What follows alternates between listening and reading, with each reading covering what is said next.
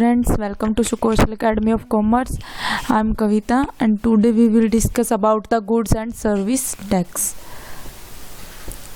हम आज की वीडियो में ये टॉपिक्स डिस्कस करेंगे जीएसटी से रिलेटेड, meaning of tax, type of tax, history of GST, then GST in India and then features of GST, then registration under GST, फिर जो जीएसटी मैकेनिज्म है इन इंडिया वो, और फिर treatment of GST for export and imports. तो सबसे पहले what is tax?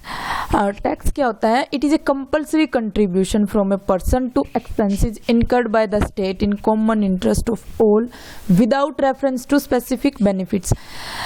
It means कि टैक्स जो है वो कंपल्सरी कंट्रीब्यूशन होता है जो कि ईच पर्सन को कंट्रीब्यूट करना पड़ता है टू द स्टेट। और ये इसमें ये भी कोई कंपल्सरी नहीं है कि जो पर्सन टैक्स पे करेगा उन टैक्स से मिलने वाला बेनिफिट्स जो है वो उनको ज़्यादा मिलेगा जो ज़्यादा टैक्स पे करेंगे। इसीलिए है ये कि without reference to specific benefits हैं। यानी कि टैक्स गवर्नमेंट क्यों इम्पोज करते हैं? ताकि इनकम का इक्वल डिस्ट्रीब्यूशन हो सके, ताकि जो हायर इनकम ग्रुप है उनसे टैक्स कलेक्ट करके जो लोअर इनकम ग्रुप पर्सन है उनको सोशल बेनिफिट्स प्रोवाइड करवा सके। तो इसलिए ये जो हायर इनकम ग्रुप्स है उनके लिए कंपल्सरी कंट्रीब्यूशन है और without any reference to specific benefits है।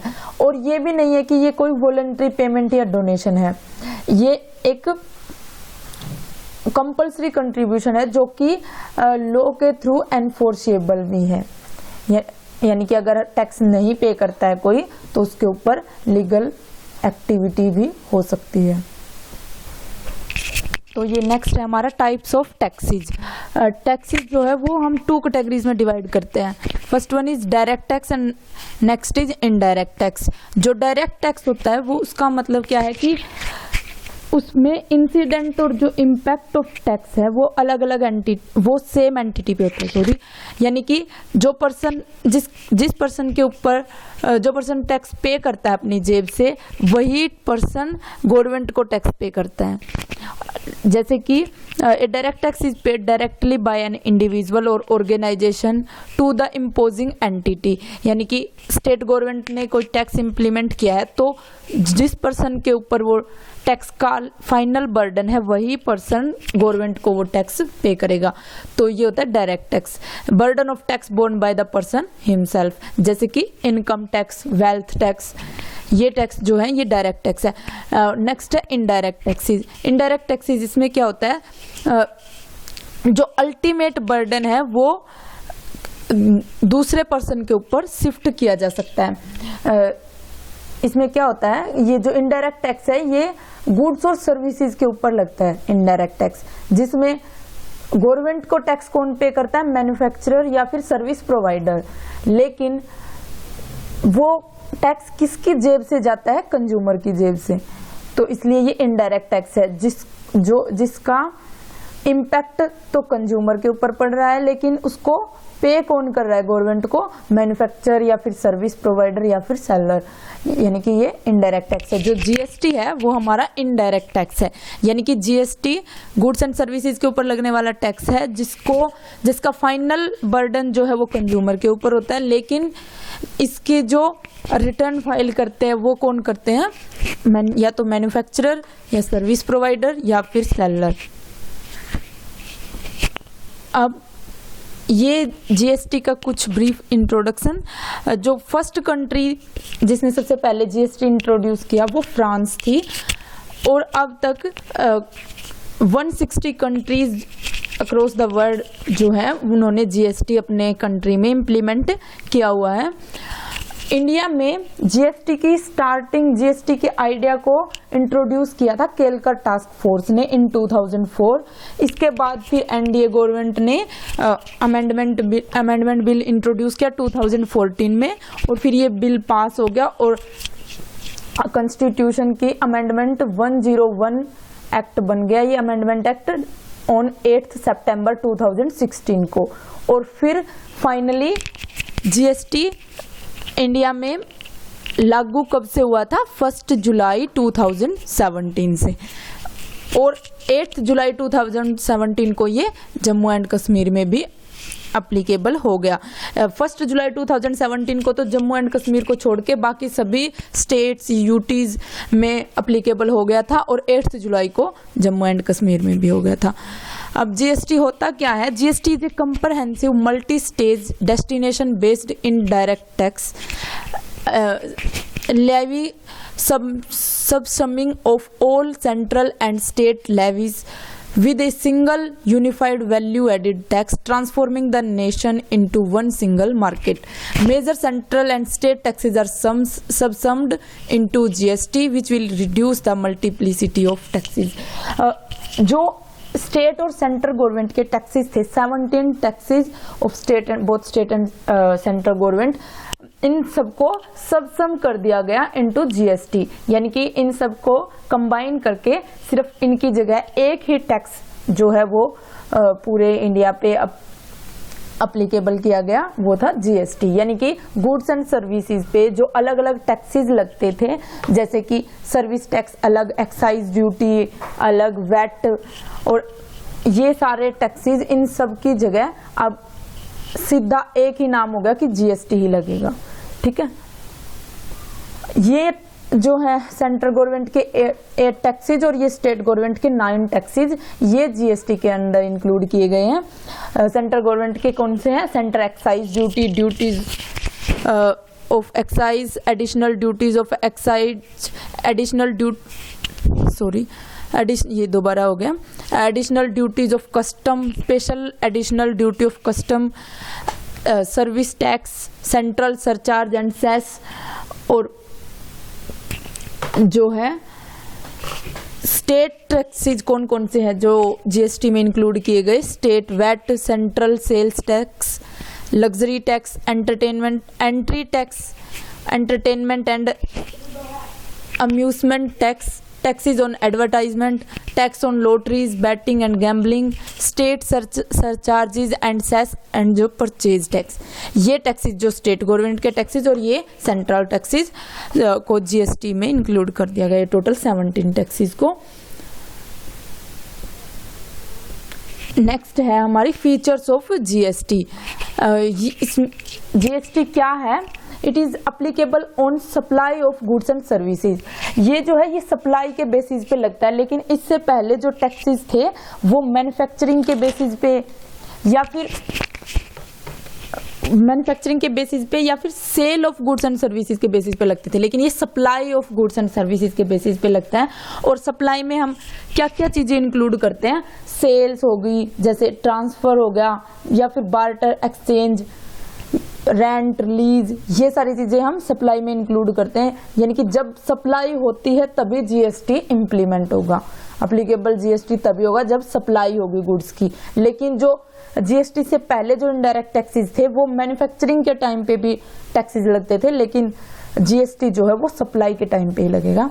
It is A destination based tax. Destination based tax का क्या मतलब है कि ये जहाँ पे कंज्यूम हो रही है गुड्स वहां से टैक्स कलेक्ट होगा, इसलिए ये डेस्टिनेशन बेस्ड टैक्स है। इससे पहले जो टैक्स लगते थे इनडायरेक्ट टैक्सेज वो प्रिंसिपल ऑफ ओरिजिन के बेस पे थे, यानी कि जहाँ पे गुड्स मैन्युफैक्चर हो रही है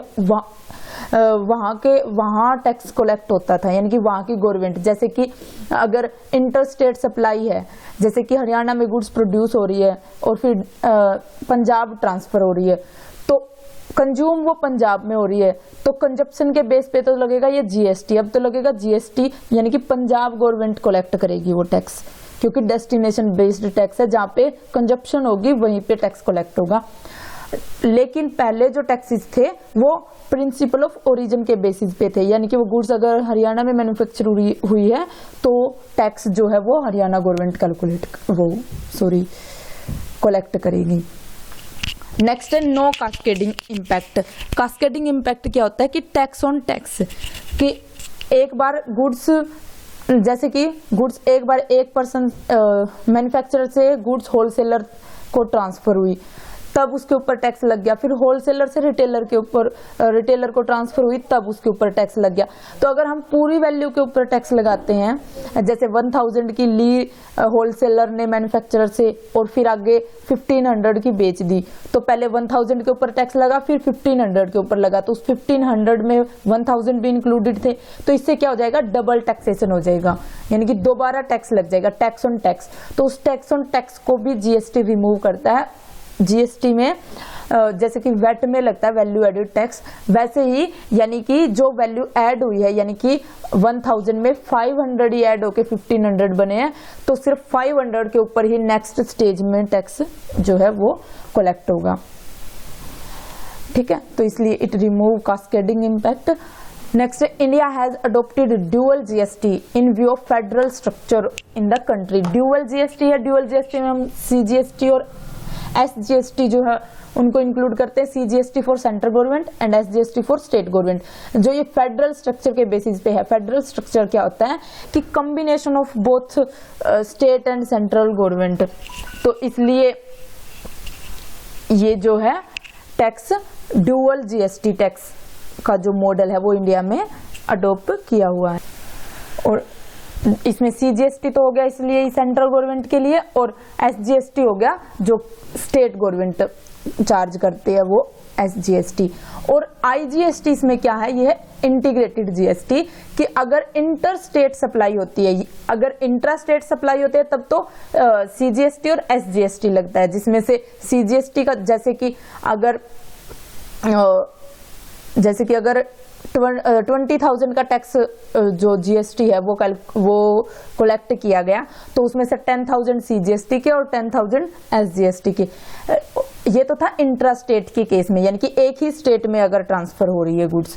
लेकिन अगर आईजीएसटी अगर इंटर स्टेट सप्लाई हो रही है, यानी कि एक स्टेट से दूसरी स्टेट में सप्लाई हो रही है, तब आईजीएसटी अप्लीकेबल होगा, यानी कि इंटीग्रेटेड जीएसटी जो है वो इंटर स्टेट सप्लाई के ऊपर अप्लीकेबल होगा। और यूटीजीएसटी क्या है, ये यूनियन टेरिटरीज के लिए है, कि अगर यूनियन टेरिटरीज में अलग से स्टेट लेजिस्लेचर नहीं है, अगर स्टेट लेजिस्लेचर होगा तो वहां पे एसजीएसटी ही जो है इम्प्लीमेंट हो जाएगा। लेकिन अगर स्टेट लेजिस्लेचर नहीं है तो एसजीएसटी की जगह यूटीजीएसटी लगेगा। ठीक है, ये यूनियन टेरिटरी के लिए है। इंट्रा स्टेट सप्लाईज में ही फिर सीजीएसटी और यूटीजीएसटी लगेगा, अगर अलग से स्टेट लेजिस्लेचर नहीं है उसी यूटी में तो। GST is applicable on all goods except alcohol consumption for women. देखो हमने ये भी पढ़ा होगा कि पेट्रोलियम जो प्रोडक्ट्स है वो जीएसटी में नहीं आते जीएसटी के अंडर, लेकिन जीएसटी के अंडर पेट्रोलियम जो प्रोडक्ट्स हैं उनको जीएसटी काउंसिल की रिकमेंडेशन पे जीएसटी के अंदर लाया जा सकता है। लेकिन जो अल्कोहल है for consumption of human being, उस अल्कोहल को बिल्कुल ही जीएसटी की ब्रैकेट से बाहर रखा गया है। तो सिर्फ एक यही सिंगल प्रोडक्ट है अल्कोहल जिसको जीएसटी की ब्रैकेट से बिल्कुल बाहर रखा गया है। बाकी सभी प्रोडक्ट्स, सभी गुड्स और सर्विसेज को जीएसटी के अंडर लाया गया है। बस ये है कि जो पेट्रोलियम प्रोडक्ट्स हैं वो जब भी जीएसटी काउंसिल चाहे तब उसको जीएसटी के अंदर ला सकती है। और जो ये टबैको प्रोडक्ट्स हैं इनके ऊपर वैसे तो जीएसटी अप्लाई होता है और वो भी हाईएस्ट रेट से 28% से, लेकिन सेंट्रल गवर्नमेंट के पास ये पावर है कि वो जीएसटी के साथ साथ सेंट्रल एक्साइज ड्यूटी भी चार्ज कर सकती है इन टबैको प्रोडक्ट्स पे। वो सेंट्रल गवर्नमेंट अगर चाहे तो कर सकती है, उसके पास ये पावर है, यानी कि 28% से भी ज्यादा जीएसटी का रेट हो सकता है। नेक्स्ट है कंपल्सरी रजिस्ट्रेशन अंडर जीएसटी। देखो अगर गुड्स के केस में अगर जो टर्नओवर है वो 40 लाख से ज्यादा है, ये है जनरल कैटेगरी स्टेट्स के लिए तो 40 लाख से ज्यादा गुड्स के केस में, और स्पेशल कैटेगरी जो स्टेट्स हैं उनके लिए 20 लाख और जो जनरल कैटेगरी स्टेट्स हैं उनके लिए 40 लाख से ज्यादा अगर टर्नओवर है तो जीएसटी रजिस्ट्रेशन मैंडेटरी है। और सर्विसेज के केस में ये 20 लाख और 10 लाख की लिमिट है। ठीक है, ये स्पेशल कैटेगरी स्टेट्स जैसे कि 7 स्टेट्स हैं, जो 7 सिस्टर्स हैं जो ऐसे ही यानी कि जो स्पेशल कैटेगरी स्टेट्स हैं उनमें 20 लाख की लिमिट है, और जनरल स्टेट्स है जो बाकी की उनमें 40 लाख की गुड्स के केस में, और सर्विसेज के केस में 20 लाख और 10 लाख की। नेक्स्ट है जीएसटी मैकेनिज्म। इसमें जो इंडिया में जो जीएसटी है वो रिवर्स चार्ज मैकेनिज्म पे है। It means the liability to pay tax is on recipient instead of supplier, यानी कि जो अल्टीमेट लायबिलिटी है वो रिसिपेंट पे होगी, इसलिए ये रिवर्स चार्ज मैकेनिज्म इसको बोलते हैं हम। ट्रीटमेंट फॉर एक्सपोर्ट जो है वो जीरो रेटेड सप्लाईज में ट्रीट किए जाएंगे, यानी कि इनके ऊपर जीरो जीएसटी लगेगा। इनके ऊपर जीरो जीएसटी क्यों लगेगा? क्योंकि जीएसटी जो है वो हमने पढ़ा था कि डेस्टिनेशन बेस्ड टैक्स है, यानी कि जहाँ पे कंजप्शन होगी वो कलेक्ट करेंगे। अब एक्सपोर्ट जो हो रहा है गुड्स और सर्विसेज का, वो एक्सपोर्ट होने के बाद तो किसी दूसरी कंट्री में वो कंज्यूम किए जा रहे हैं, यानी कि वो गुड्स एंड सर्विसेज, तो वो दूसरी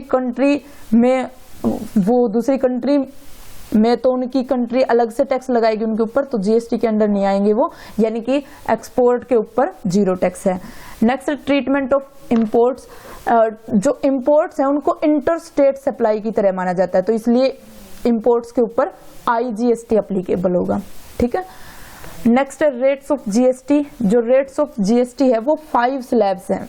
जो 0% है वो भी उसको भी हम स्लैब भी ट्रीट करेंगे एक, तो इसलिए जीएसटी में हमारी कितनी स्लैब्स है? 5 स्लैब्स है। 0%, 5%, 12%, 18% और 28%। और इसके अलावा कुछ स्पेशल रेट्स भी हैं। ये 0.25% for rough diamonds and 3% for gold, silver and jewellery, platinum, और जो ये जितने भी प्रीसियस मेटल्स हैं इनके ऊपर 3% और 0.25% ऑन रफ डायमंड। ये अलग से 2 स्पेशल रेट्स भी हैं 5 के अलावा। Thanks for watching friends. हम इस लेक्चर में हम इतना ही करेंगे। जीएसटी का नेक्स्ट पार्ट जो है वो हम नेक्स्ट लेक्चर में करेंगे। अगर आपको वीडियो पसंद आए तो लाइक करना, शेयर करना और हमारे चैनल को सब्सक्राइब करना। थैंक्स।